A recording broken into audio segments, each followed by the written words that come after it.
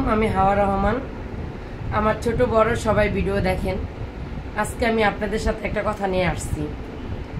কথাটা হলো, এক দেশের মেয়ে আর এক দেশে বিয়ে দিলে কি সমস্যাগুলো হয়।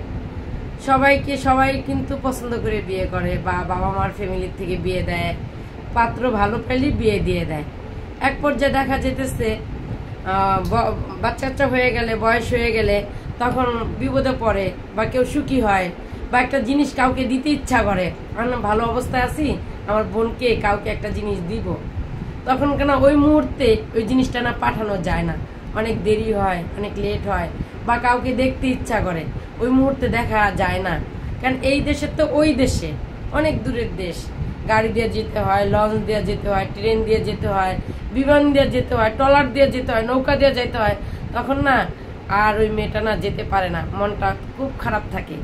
আর এলাকার ভিতরে বিয়ে হইলে গাড়ির পথ, 50 টাকার পথ, সকালে যাব বিকালে চলে আসবো, ওই রকমের হইলে মেয়েটার মনটা খুব ভালো থাকে। যা দিতে ইচ্ছা করে বাবা মাকে দিতে পারে, বাবা মার কাছে কিছু খাইতে ইচ্ছা করলে খাওয়াইতে পারে, বাবা মা গিয়ে দেখা করে আসতে পারে, ছোট বড় ভাই বোন থাকে ওদের সাথে কথা বলতে পারে, পাড়াপড়শি আত্মীয় স্বজন থাকে ওদের সাথে কথা বলতে পারে।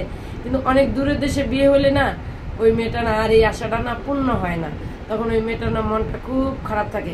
যেমন আজকে আমার মনটা খুব খারাপ, তাই আপনাদের সাথে আমি এই কথাটা শেয়ার করলাম। আসসালামু আলাইকুম, সবাই ভালো থাকবেন।